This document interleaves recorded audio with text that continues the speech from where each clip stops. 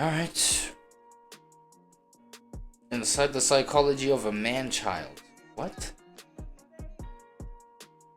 Why would I pick this one? What? Let me see this. He chases meaning but runs. Nah. What are you talking about, bro? He never really grew up. Not in the way that mattered. What? Not where it counted. In the soul. You see him in coffee shops sketching grand ideas in a notebook that never leave the page. You see him in relationships, passionate, intoxicating, all-consuming, until reality knocks and he's gone. He chases meaning but runs from responsibility. He dreams of greatness but avoids the first small step. He's not lazy, he's not stupid. He's stuck in a myth he doesn't even know he's living out. Carl Jung called him the puer aeternus, the eternal boy, an archetype buried in the male psyche. A boy trapped in a man's body, a soul allergic to limitation, committed to potential, but terrified of becoming real. The puer is not just a man who refuses to grow up. He is a man who fears death in every form. The death of freedom, the death of possibility, the death of being special. So he floats.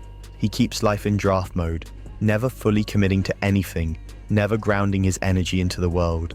Because to commit means to choose, and to choose means to kill off all other fantasies. And that, to the puer, is unbearable. He lives in the realm of what could be, and the second he touches what is, he retreats. But how does someone become this way? Let's go back to childhood. The man-child usually begins as a boy who is either overprotected or emotionally neglected, and sometimes both. In overprotection, he is smothered with love but denied autonomy. He is praised but never challenged.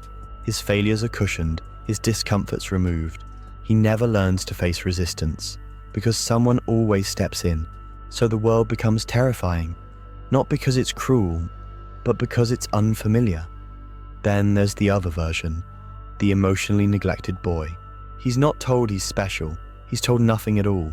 Maybe his parents are emotionally absent, maybe there's trauma, maybe he's left to raise himself. Damn. So he retreats inward, he builds fantasy worlds, he becomes a dreamer, and those dreams become his shelter, the one place no one can hurt him.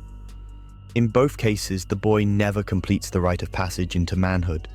He never learns to anchor his spirit in structure. He fears adulthood not because he's weak, but because adulthood, to him, means abandonment, failure, betrayal, or soul death. So what does he do? He stays in motion. He chases excitement. He lives in spontaneity. He avoids stability, not out of rebellion, but self-preservation. And here's the paradox. The puer aeternus often appears charming, magnetic, inspiring. He's passionate, romantic, emotionally expressive. He seems alive in ways other men aren't. And that's exactly why people fall for him. But the closer you get, the more confusing it becomes. One day he's obsessed with you. The next he's distant. One week he wants to start a business. The next he's lost in video games. You might even think, he's just scared. I can fix this. He just needs time. But time doesn't grow him, because the wound isn't on the clock, it's in the soul. Jung wrote, "The puer aeternus is the boy who cannot age, not because he's youthful, but because he cannot face the responsibilities of life." The tragedy is that he's not malicious. He's not trying to hurt you. He simply hasn't met himself yet. His entire life is built around protecting the inner child, the sensitive, fragile, brilliant part of him that was never nurtured properly. And so he builds a castle of dreams around that child. He guards it with ego. He escapes through women, art, drugs, philosophy, video games, anything but stillness. Because if he stops running, he might have to hear the cry he's been avoiding his entire life. That cry says, "Where were they when I needed them? His own cry. Why didn't anyone prepare me? Why does responsibility feel like death?" And so, like Peter Pan, he finds his refuge in Neverland, a place where he's never the problem, where life is, Or a place where he never lands. Get it? Neverland. Place where he never lands. The motherfucker always high. an idea, not a discipline, where love is romantic, not relational, where passion burns, but never warms. Now here's the twist. Where is it? The puer aeternus isn't evil. He's just incomplete. There's brilliance in the puer. He's visionary, he's sensitive, he has access to archetypal imagination that most people lost long ago. Type shit. But that brilliance without grounding becomes madness. It burns itself out. And that's the shadow. The man who never finishes what he starts. The partner who never truly shows up. The father who plays but cannot protect. The artist who dreams but never creates. Carl Jung understood this tension deeply. He believed that every man must wrestle with this archetype. The goal is not to kill the boy. It's to integrate him, to bring the imagination of the child into the responsibility of the adult, to create wholeness, not perfection. Yo, so what are you trying to say about these, all these adults that be playing video games these days and all that kind of shit? You feel me? Be in front of that screen all kind of, you know what I'm saying? All day. Playing that game, like, driving you crazy. You know what I'm saying? If you're either the woman raising this man or the woman that's supposed to like be laying this man. You know what I'm saying? Either the woman that's raising this man or a woman that's laying. Damn. So what happens when the boy refuses to die? When the man avoids discomfort so long that comfort becomes his prison? Eventually the fantasy collapses. Maybe he loses the job. Maybe he loses the relationship. Maybe he wakes up one morning and realizes he's surrounded by half-finished dreams and broken promises. That's when the pain starts. Not the external pain, but the inner ache of knowing that you've been running from your own life. Regret. This is the core wound of the puer aeternus. Life keeps happening without him, and sooner or later he realizes something devastating. Potential is no longer exciting. It's shameful. He begins to feel haunted by what he could have been, what he should have done, and who he might have become if only he had chosen to stay. This is the psychological cliff every man-child eventually approaches. You ain't gonna lie, what's with the scary music though? And there are two paths from here. One, he doubles down, he blames the world, he becomes cynical, bitter, sarcastic. He escapes deeper into distraction, chasing women, escaping into media, starting and abandoning new ideas, always spinning the story that one day it'll all click. But I'm not gonna lie, yo, there was this one thing that I was thinking about. I was like, yo, but if your escapism helps you to construct your life if your escapism helps you construct your life in a positive way, right? Because obviously it's not looked at in the same like kind of negative connotation, right? So is the problem escapism here, or is it what you escape into or how you escape? Because for example, there's people that may like escape into like reading and researching things and just like being lost in books just because they don't want to go deal with the wife at home. You know what I'm saying? Or deal with the family or certain kind of responsibilities. They just like, they'd rather like open up a book and just like have their minds lost in just information. Of which, yes, running away from certain things is deemed like not healthy. Should I say healthy?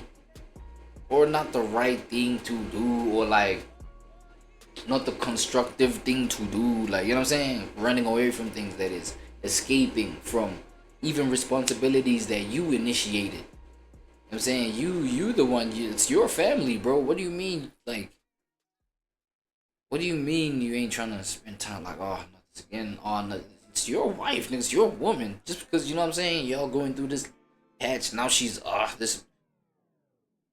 You know what I'm saying? So it's literally like people be escaping into all kind of things, like trying to run away from that, and then, you know what I'm saying, books can be one of those. But look at the positive aspect to that, right? This motherfucker can fuck around and get a degree, dog. You know what I'm saying? Just because he was spending all them nights in that library researching, doing this, that, and third, fucked around, and you know what I'm saying, enrolled for some sort of course because the information was just too intriguing. I was like, what? I'm saying, God, you know what I mean? Jumped into like deeper and deeper rabbit holes. I actually was watching a King David podcast. I don't know if you know, King David podcast, right? I can't remember the homie name, bro. Fuck. So I think, is it, yo, wait, I don't wanna get facts wrong, but like sort of like a weirdo, like, you know what I'm saying, sort of like a trans looking at nigga, you know what I'm saying, like I think, oh, it was some other guy like with a deep voice. I think he does cross dressing. If I'm not mistaken, he cross dresses and things like this. So he was just like kicking it on the King David podcast. David Mashabela. Like, if you're interested in that, research that. You know what I'm saying? So homie was like, yo, the whole trauma of like, you know, I don't know if he said it was a trauma, but like it ended up, he was pretending to be married. He said he was pretending to be married. Pretending to like be invested, like engaged and interested still in the marriage, in the whole relationship, in us, right? Him and his wife. But he would have to hide the whole thing of being interested in cross-dressing. You know what I'm saying? Because of the whole shame behind that. You know what I'm saying? I think the details are hitting me as I'm talking, right? So what he would do is that he would escape. So the whole reality of, I'm a man, bro. I'm supposed to like just do the man thing. You know what I'm saying? Be married. Like, I'm the man, doggy. You know what I'm saying? Like, focus, you're the man. Like, like he would be like, yo, having sex was like, literally like, not like disgusting, but it was a chore. It was like something to tick off a box. It was like, sometimes he'd be so bored he would have to force himself up so that the deed can happen. Alright? Homie was like, yo, so what I would do, I would escape. So I would go, I think he was like, what did he say, ended up becoming, I think, what, the lecturer or something. You know what I'm saying? Or whatever. Like, he ended up getting, I think, a PhD, dog. Some shit. So that guy would literally go hit the books, dog. You feel me? I think it was some sort of like, I don't know what he was, but it was, I can't remember, dog. I can't remember. But like, it was something that would involve him in, like, if he would escape, he goes into the books. I think it was some sort of lecturer, researcher, something. But he would like be like gone and literally not spend time with the family to focus on these books, so that he runs away. You know what I'm saying? That running away from these responsibilities and being a man, like, fuck that. I'd rather escape, because I know when I'm in my element, I like these feminine things and blah blah blah, and at the same time I fuck with like just research and all of that. So to escape that, I'm researching my shit. That nigga fucked around and like just got him a PhD off of escaping. That nigga got a PhD and everything like that. He buried himself like in all those books, all those evenings, not trying to go back to his wife, because he literally was not happy in a marriage type of man. Yo, constructive escapism. Now, another point that I wanted to like touch on is actually Twitch, like not even Twitch, but like content creation, in the sense of you being able to strategically place or strategically motion yourself in a way where you can actually make money. You know what I'm saying? Because I mean, this is arguable, but making money for the most part is considered a constructive thing in society. You know what I'm saying? I would say depending on whose hands and mind that money lands on. You know what I'm saying? Yeah, that's debatable. You know what I'm saying? As to whether money can be constructive or destructive. But I'd say to those where it just like strengthens, or at least strengthens their, number one, it frees, let me see how I want to put this. Number one, gives you a creative platform to just like create, be yourself, because you know what I'm saying, that creative energy is really a reflection of yourself, really, purely. You know what I'm saying? The creativity is yourself. It's you. It's a reflection of who you are. So, number one, it, you know what I'm saying, allows you to tap into that, because you can be free with it. You can be free with it. There's a plethora of like content that you can like cover, react to, feel me, whatever the case. Right? At the same time, you can like make money off of that shit depending on how you use your mind. Right? You could use it, so it could be an asset for you, for real. But at the same time, it could be a matter of dog, you spend hours doing this shit. Yo, you spend hours stream. You know what I'm saying? You gaming, but like it's on stream, and like you're literally making money, and that to you could be like an aspect of being productive. So again, productive escapism. You know what I'm saying? Or 2, he stops running. So I feel like, yeah, Key, right? Key, that's the name of the channel. KEE. That's what you mean by the man should integrate the child, the boy. Don't cut him off. Don't avoid him. Don't, you know what I'm saying? Integrate the aspect of the boy into the man. Damn. Turns inward, and he asks the question he's never dared to ask. What am I so afraid of? Yo. This is where shadow work begins, not as a tool, but as a reckoning. Because to leave Neverland, you don't just grow up. You grieve. You grieve the innocence that was stolen from you. You grieve the dreams that died in your avoidance. You grieve the relationships that your fear sabotaged. You begin to meet the parts of yourself you've exiled. The part that longs to be seen. The part that's terrified of failure. The part that doesn't believe he can handle real life. The part that just wants to be held and told he's enough. Carl Jung believed that integration, not perfection, is the goal of healing. He wrote, "Until you make the unconscious conscious, it will direct your life, and you will call it fate." For the poor Eternus, the unconscious is a minefield of unmet needs and ungrieved losses, and until he goes back and reclaims them, he will keep unconsciously creating chaos, disappointment, and fantasy-driven avoidance. The key is symbolic death. He must allow the boy inside him to die, not in spirit, but in dominance. I thought you said you're integrating the boy, man. What changed? He must choose grounding over glamour, process over perfection, devotion over escape. That's the shift. The dreamer becomes the builder. The lover becomes the protector. The boy becomes a man, not by rejecting his dreams, but by daring to anchor them in reality. But this journey Anchor your dreams in reality. Isn't clean. It's messy, it's dark, and it's terrifying. Because there's a reason the boy refused to grow. What's the reason? Growth for him was never safe. Responsibility felt like a trap. Commitment felt like death. So healing isn't just about behavior. It's about nervous system regulation. Yes, sir. It's about trauma recovery. I agree with that. It's about reparenting the parts of yourself that were never taught how to hold discomfort. This is why practices like Jungian shadow work, inner child work, and parts work are essential. They help the man-child slowly build an inner father, a part of himself that can offer structure, protection, and containment to his wild inner boy. And when this happens, the transformation is profound. He doesn't lose his magic, he channels it. He doesn't stop dreaming, he learns to build from the dream. He doesn't stop being passionate, he learns to stay, even when it's hard. And perhaps most powerfully, he learns how to love, not as a child clinging to a mother, but as a man holding space for another soul. This is what maturity really is. Not boring, not beige, but solid, grounded, deep. It's the soil in which purpose can finally grow. So, to those who recognize the pure Eternus in themselves, this is your invitation.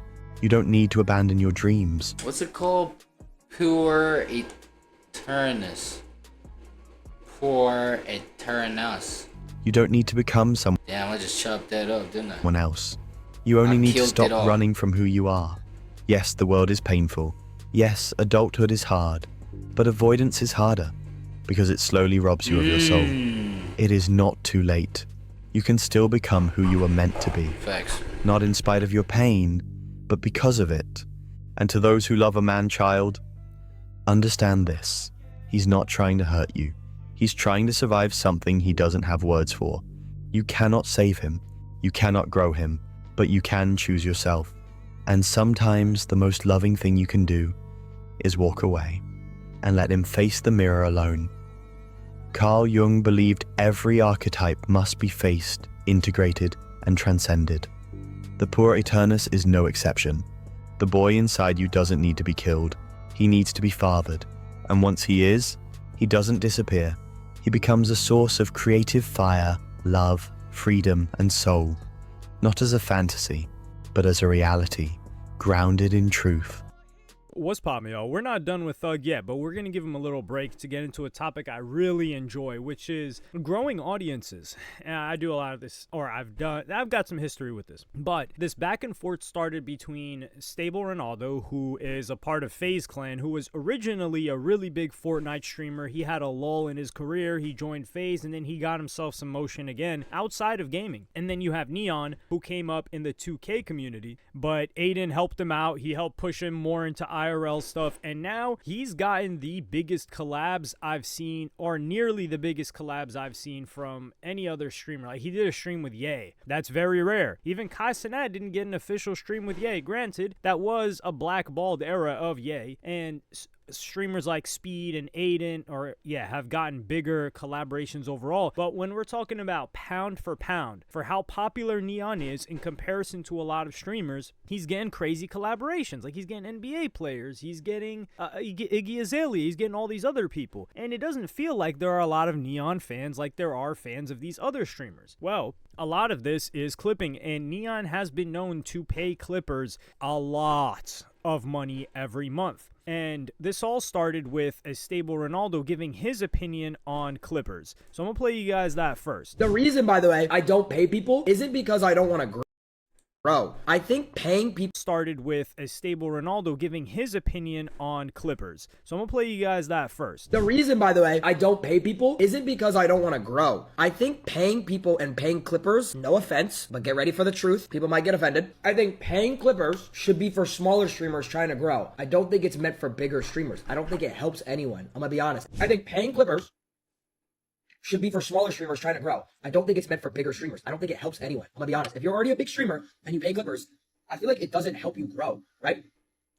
I'm gonna be honest. It doesn't help you grow. I think paying clippers should be for smaller streamers. The problem is smaller streamers can't do it anymore because motherfuckers are paying hundreds of thousands of dollars. No, there's millions of dollars spent every single month on clippers now. Someone who averages 20 viewers can't pay for that. I really like this opinion. Now, the reason why I think he is not only qualified, but it's imperative that somebody in his position give this thought is because Ronaldo came up in the last generation of authentic streamers. Like, the guy, to be a streamer, usually meant just gaming. Because, like I said, years ago on Twitch, you would get banned if you didn't game.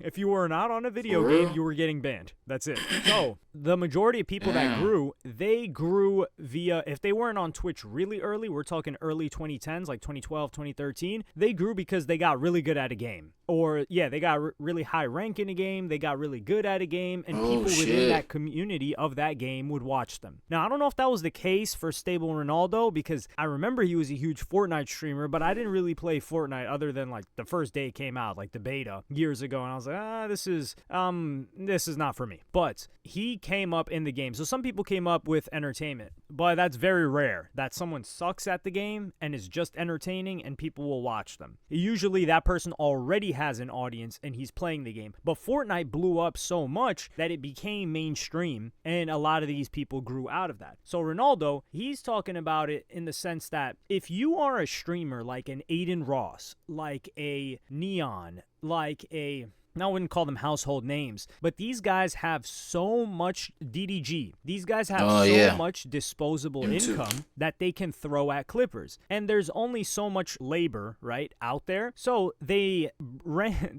jack up the price of clipping because let's say you are a new streamer and you're trying to get in the game. Aiden Ross, these guys are corporations, damn near, in comparison to you. You got a couple $100, maybe you got a band or two. Like, if you got a huge budget, you probably wouldn't be streaming if you got a ton of money. So you're trying to grind it up. Maybe this is your passion as well. Well, why would a clipper work with you when they can just work with an Aiden Ross or a streamer that's going to pay them significantly more than you? Exactly. Now, a lot of people called Stable Ronaldo a clip farmer, which is a little bit different. So years ago, the clip farming method was to get on live stream fails. They used to call it LSF, and they would be like, yo, this guy's farming for LSF. So you couldn't post yourself on LSF. Livestream Fail was a Reddit for kind of like, it started off as like bloopers and funny moments of streams, and then people started to understand that they could grow off of there. So streamers, like, I wouldn't necessarily say QT Cinderella is one of them, but there are some streamers that built their careers off of getting clips that get put on there. But you couldn't self-promote, and people from your audience couldn't promote you, otherwise you would get banned from that subreddit. Damn. So people would bait content that would get clipped and then get put on there. So Ronaldo, he is so big and he's got so many fans that he'll behave in a certain way that he knows, oh, they're gonna clip this, as opposed to a Neon or others that are paying people to just clip their stuff. So I think Ronaldo here is like supporting smaller streamers, saying like, yo, if you're huge, just be good and people will clip you anyway. And this is the funny thing, because normal people that just watch the stuff, they're like, yo, these biggest streamers, they don't need to pay clippers, they're the biggest. No, they're gonna get clipped anyway. No, they're the ones that are paying for all the clippers, because the And I ain't gonna lie, one of the main things that I like about this streaming thing, right, is that when your audience, you know what I'm saying, whoever bumps into your content, you know, they can like different things about you. You feel what I'm saying? Like one part of your audience, right, can be fucking with your personality. Another part could be fucking with your, you feel me, the quality, like your quality. That's what keeps them coming back. I'm saying some others could be, I'm saying, like maybe your business insights. I don't know, for example. Right? Other people could be just like, I don't know, whatever type of knowledge. Maybe some others, your tutorial, I don't know, whatever, bro. Your vlogs, right? They fuck with how you vlog. Some other people is just because, dog, bro, there's nothing literally else to watch besides like your shit. And the only reason is because you're consistent. Your consistency can just get somebody to give in and be like, let me just like tap into this nigga regularly. Matter of fact, let me just subscribe. You feel me? Type shit. You feel me? So like, there's a whole lot to like about somebody doing this shit. You feel me? So if you're a big streamer, it's like, you know what I'm saying? I would agree, man. Detach from the insecurity of just like having to pay for your shit. Like, you're a big streamer, nigga. Just like, you feel me? Double down on like the audience that you do have, because if you're good, you get clipped anyways. You feel me? Small streamers can't afford them. And the reason that the small streamers can't afford them is because the big ones jacked up the price. It's like TikTok, for instance, and I used to do this, but years ago, the TikTokers and the metas have changed. The metas have changed. But let's say 2019, Addison Rae, I got a homie. He makes music, and he wanted Addison Rae to do a dance to his song. It was either, I think it was end of 2019 or beginning of 2018, something, or end of 2018, something like that. But he was talking to Addison Rae, who, that Diet Pepsi song is just a banger, dog. Like, I'm not even gonna lie. But off of that tangent, it was $500 that she was down. And then immediately, once she got signed to an agency, that 500 jumped to like 15K. And then that 15K quickly turned into 150K a couple of months later. So what I used to do is we would get the smaller ones, and then they would do it for a couple $100. But this is what happened. This is before labels caught on. Because once labels caught on to the game, they've got huge budgets. So they start handing TikTokers $1,500, $2,500 for even smaller artists to do a TikTok, do a dance or something. That was the meta at the time. So if they're handing $1,500, if you're a smaller artist, you used to be able to get 5 decently sized big TikTokers to do something. Now you can just do one. One is not enough. So you're priced out of the market. And that's what he's saying is going on with these streamers. The small streamers are priced out. So Neon responds to this. And I want to play you guys that clip right now. By the way, this has nothing against Ron. He's speaking his mind. I f with Ron heavy. This is why I don't think that's true. Because companies, right? Companies, are they watching streams? Are they going on Twitch looking at streams, twitch.tv/neon, twitch. Whatever? No. They're seeing the clips. They're scrolling. The executives, they're scrolling. They see this shit come up on their phones. Collabs. You hit up someone. They're not. No. Kevin Durant's not watching a Twitch stream, right? He's seeing clips. He's like, oh, this dude's funny as f, bring him on. Or let me do some shit with him. The clipping industry is bigger than ever, and the Clippers need to get more respect for making careers. The Clippers made my career, right? They made my career, bro. No one sits down. The idea of sitting down watching streams is starting to die out, and it's more about scrolling. They want to see quick. Their minds are fucked. The world is so cooked. I'm the same way. Motherfuckers are scrolling every second, right? Seeing all this shit. I would actually, never mind. Let me not say that. But chat's gonna be on my ass. All right, but nah, for real though, the clipping matters so much. So Neon is correct here, and Neon, I would say, is one of the people that spends the most proportional to his income on clippers. Like, this guy is spending a gargantuan percentage. It's not like, oh, he's spending 100K on clippers and he's making like $1 million a month. I don't know how much he makes, but the ratio is more like he's spending 400K and he's making $1 million, like 40% or something like that, just from what I've heard. And the numbers are subject to change, by the way. Like, this was maybe last year or so. And he's right, but that's what makes streaming suck now, to a degree, because streaming used to be this community thing. It's like a communal thing. There's a chat. People are chilling in the chat. People recognize certain names in the chat. They recognize certain mods. Certain mods have like certain reputations. You see some other people in the chat. Maybe, you know, you hit them up with a whisper if it was on Twitch. You start talking to that person. Usually they played the same game. So now some people met off of that Twitch chat and now they're playing a game together and now they're friends.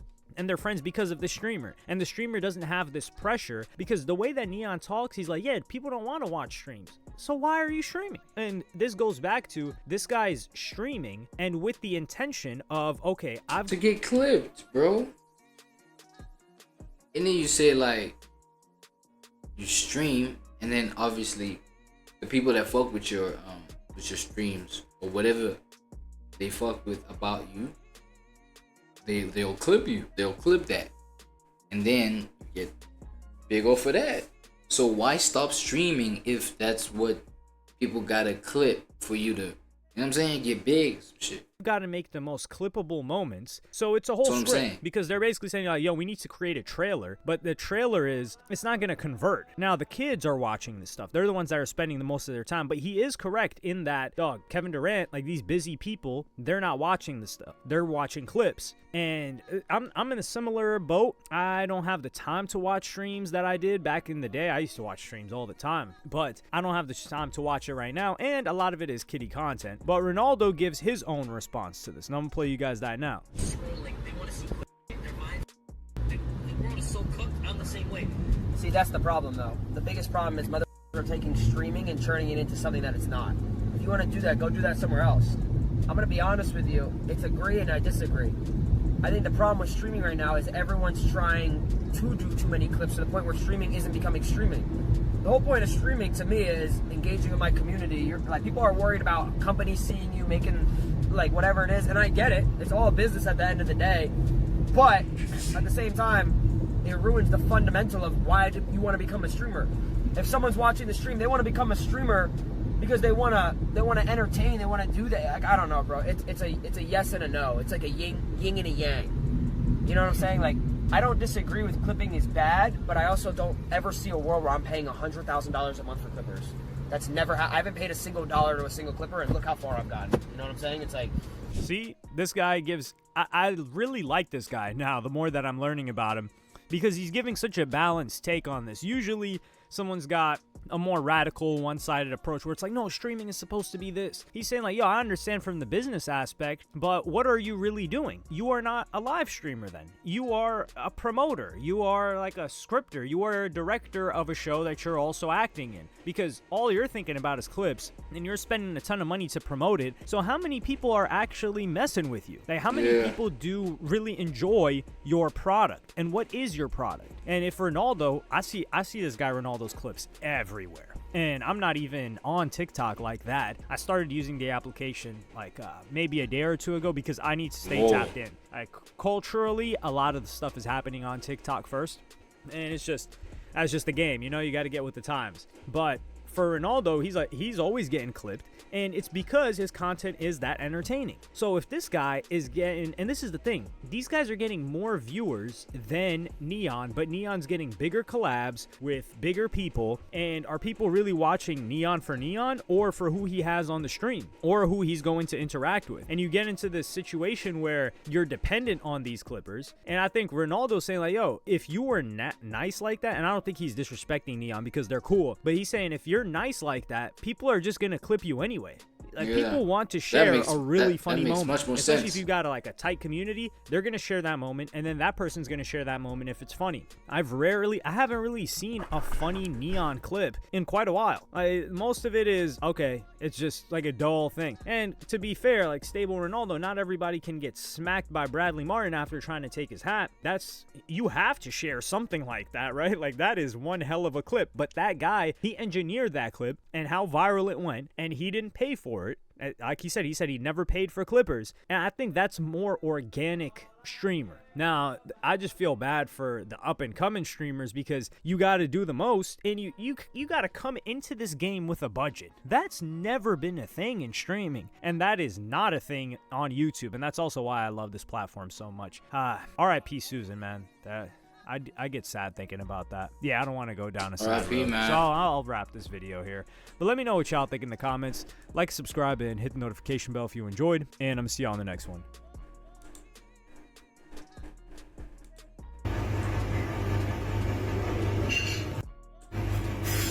No. Damn. Okay, so we talking about, was it True Crime Julia? True Crime Julia. Tragic story of Soweto teacher Vuyelwa'S. I caught on CCTV even. Damn. I tell your kids, tell the little ones it's bedtime right now. Alright, bedtime. Their time is long. Oh, been up. Type shit. Feel me? Alright, let's get it. Now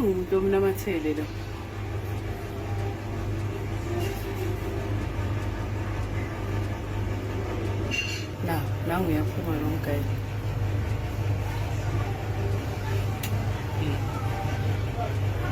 Ngicela uvule white sihlobo sami.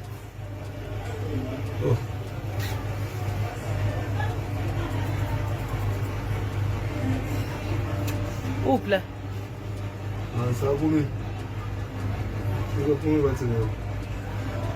What's going on here? The woman in the video is a high school teacher, Vuyelwa'S.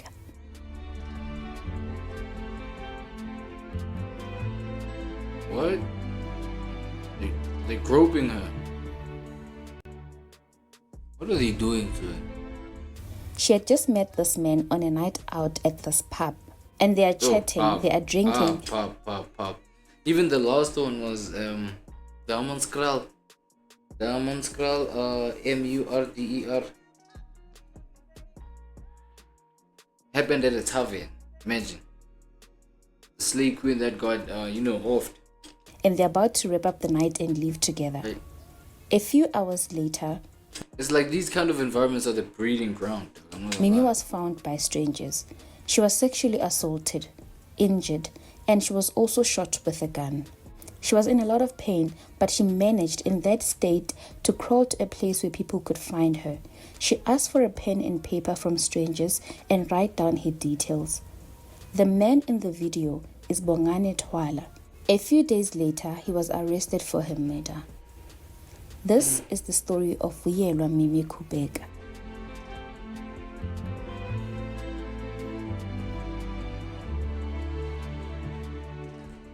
Welcome to True Crime with myself, Julia. Thank you. This is where we uncover true stories that demand our attention and remembrance.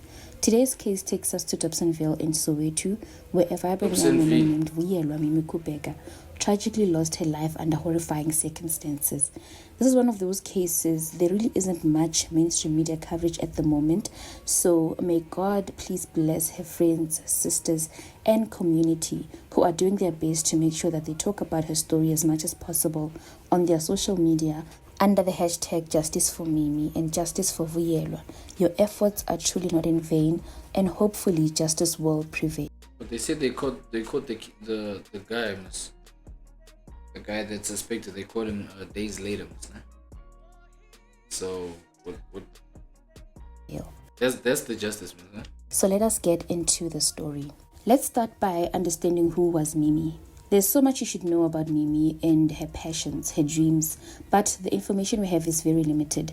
We do know, however, that Mimi was born on September 16, so this month, she would have turned 27. She was from Umdeni in Soweto, south of Johannesburg. Mimi matriculated from Umdeni Secondary School before going ahead and obtaining her bachelor's in education qualification from the University of Johannesburg. She worked at Dynamic Cellular before getting a job at the Department of Education after her graduation. She was a teacher at Ebuhleni Secondary School in Soweto. Mimi was also a mother, a proud one to a baby boy.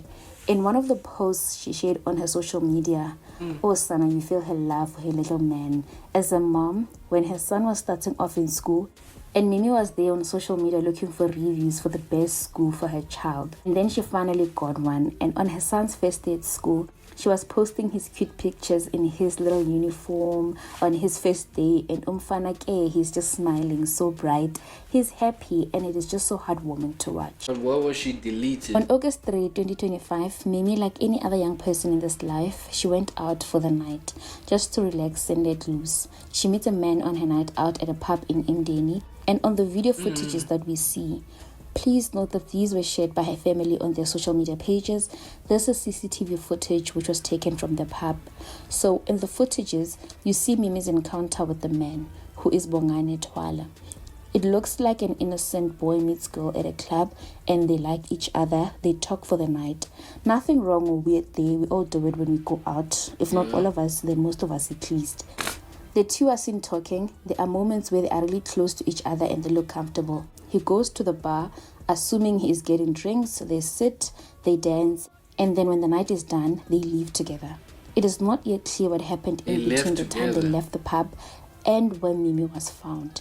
But according to reports by her friends and... Hey, Mara, this moment is dangerous. That little moment. You see that moment when it's like time to scoop whoever you scooping up at the end of groove or whatever. You know what I'm saying? When the night has ended there, and then you've chosen your one or whatever, whoever you're gonna like slide off with and shit. You feel me? Like that moment, and then the moment when, I don't know, should I say the confidence to say, okay, I'm doing this? Because, you know, I feel like women, okay, at least for some women, there's a little small little side moment where it's like when the meat is revealed. You know what I'm saying? When what they working with is revealed. To some it's like, hey, I want a little breath away. Takes a little breath away. Hey, it's damn, I didn't expect that type. You know what I'm saying? So it's either they like, nah, you know what I'm saying? Maybe not even the size. Maybe shit like the smell, shit like the appearance. You know what I'm saying? Shit like maybe the thing got the scars, you feel me? And she like, damn. Is that what's about to, you feel?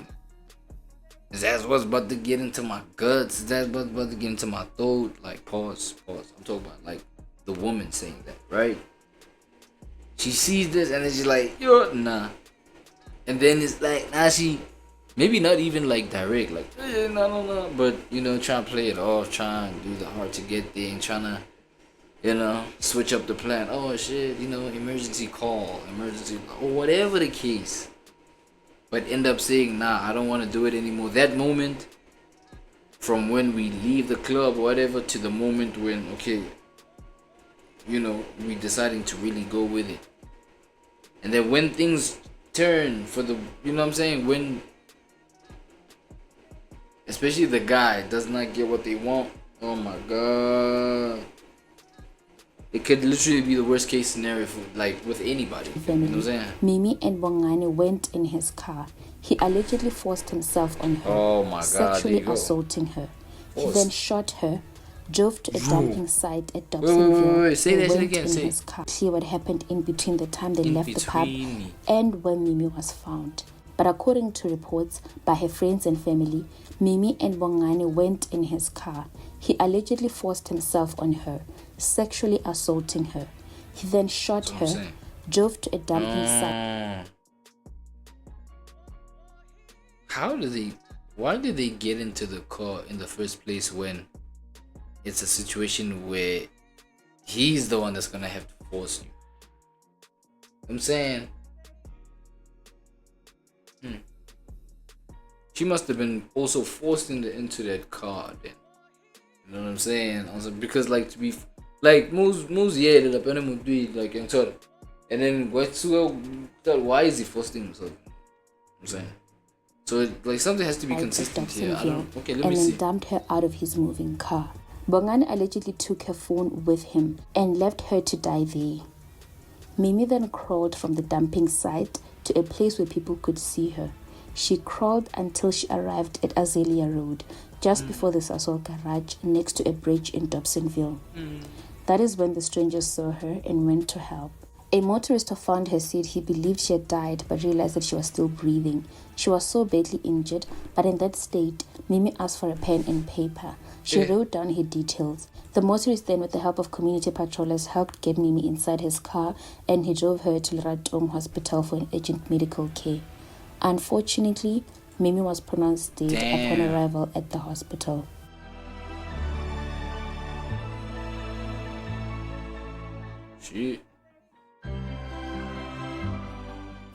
Her family was called and they were notified.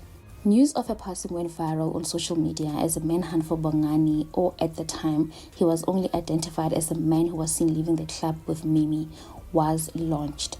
The community of Mdeni and Dobsonville were shattered. Because just like that, a young life was taken away from them, a woman who contributed so much into their community, a teacher, a friend, a sister, and a mother. Hearts broke even more for her son, who could never see his mother again. She will not drop him off ever again. She will not buy him school uniform ever again, and she will not be there when he attends his first day in high school. A case of murder was opened at the Doornkop police station, and at this time, a manhunt for Bongani began. He was still missing with Mimi's phone. And I noted that in one of her sister's posts, while they were searching for Bongani, she said he allegedly started sending them messages from her phone, threatening them. Nevertheless, the family gathered strength and they went to give Mimi a beautiful send-off. Mimi was buried on Women's Day, a day that is meant to celebrate women. But it once again highlighted how women are not safe in South Africa. Umbulele. Ngwabonile manqebe umbulele. Noma kungathiwa yana umbulele. Noma kungama nama short right short left kodwa umbulele okusalayo. Siyambonga uNkulunkulu. Nithinga imbazalo mangidlala phansi. Impela nokuhle nomusa kuyangilandela. Yena umufi bese funa kenzeni asebenzise umsebenzi wakho ufuna kenzeni awusebenze. Ubulele. Nithini imphakathi sifana kanje? Baba balibela abantu bahambisa abantwana nje. Kuqhubeke kuphi? Ngabe indawo yekamera ikhona. Ikamera kanti lenzelwe wena umthetho wakhona. Ngube ubaba. Tate Archbishop. But I'm a fucking killer. Endlini anginaka ukuthula. Ngaphandle nginaka ukumemeza ngomlomo. Onomfo. Umbulele. Kwenzanjani madoda? Ngiyaqhathwana ngaphandle nasekameroni ngiyaqhathwana. Kanti ikamera lenzelweni. The 78 women were murdered, a staggering 33.8% increase in femicide in just 1 year. Following the tragic discovery, authorities arrested Bongani, but questions remain. What was his motive? And I know to a lot of us, this is an eerie reminder of a similar case of Olerato Mongale, where a woman was killed on a date, and until this day, one of the suspects in her murder is still at large. Why are women dying for love? Why is love coming as a punishment these days? Vuyelwa'S life shouldn't be defined by how it ended, but by the light she brought. Today we remember her.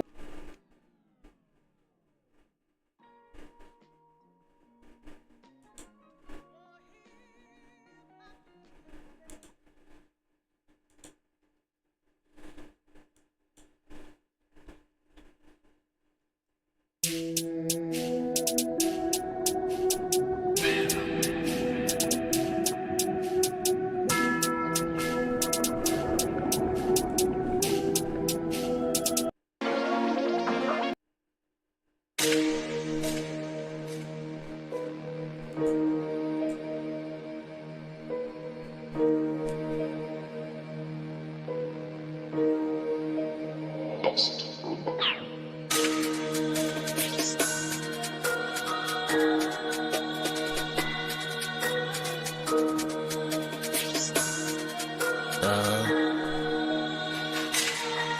back to the ignorance, fuck all the perks. I'm still designed to fuck up your work. You build, I destroy, that's the way you work. You fuck up my grind, to fuck up your worth. Cause I got the shaft and it's got the girth. It's a stick for the earth, it's not for the streets, but only a girl, bitch. Eat her like she deserved. If it's a ghost, then it's in her mind. But if it's a nigga, then I got the nine. She got the pussy, then I make her mine. The difference with me, I ain't spending the time. But you got the world when you got my time. What you bitches know about being divine. Fuck up your top and talk to your God. Tell him remember him, he bout to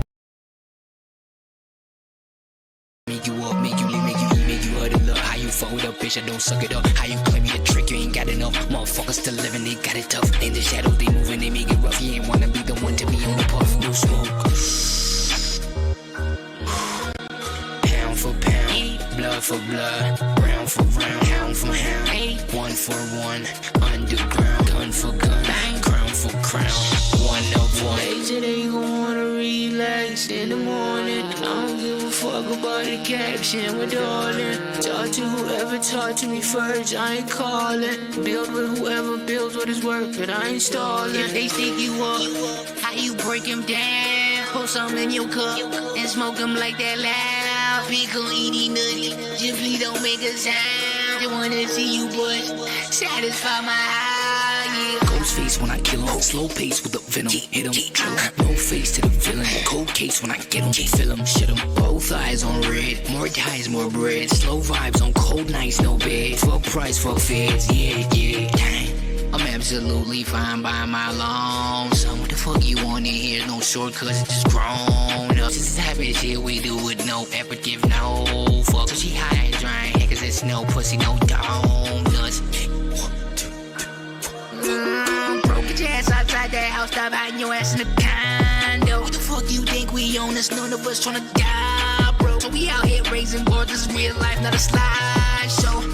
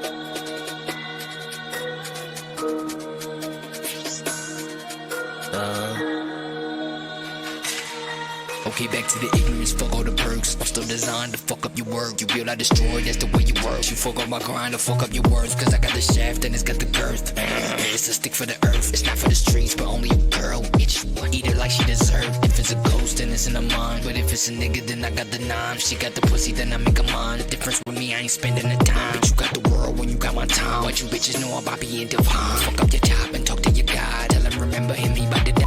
And pull it Jesus and raise you up. Cause my son's on my semen, I make you up. Make you live, make you eat, make you huddle up. How you fuck with a bitch, I don't suck it up. How you claim me a trick, you ain't got enough. Motherfuckers still living, they got it tough. In the shadows, they moving, they make it rough. You ain't wanna be the one to be on the puff. No smoke. Pound for pound, blood for blood, round for round, hound for hound. 1 for 1, underground, gun for gun, crown for crown. 1 of 1. Later they gon' wanna relax in the morning. I don't give a fuck about the caption with darling. Talk to whoever talk to me first, I ain't calling. Build with whoever builds what is worth, but I ain't stalling. If they stick you up, how you break them down? Pour some in your cup and smoke them like that loud. Pickle, eaty, nutty, just please don't make a sound. Just wanna see you bust, satisfy my eye. yeah. Ghost face when I kill him. Slow pace with the venom. Hit him, drill him. No face to the villain. Cold case when I get him. Fill him, shit him. Both eyes on red. More ties, more bread. Slow vibes on cold nights, no bed. Fuck price, fuck feds. Yeah, yeah. Dang. I'm absolutely fine by my long. So what the fuck you want in here? No shortcuts, just grown up. This is habit shit we do with no aperitif, no fuck. So she high and dry, cause it's no pussy, no donuts. Broke your ass outside that house, stop hiding your ass in the condo. What the fuck you think we own us? None of us tryna die, bro. So we out here raising boards, this is real life, not a slideshow.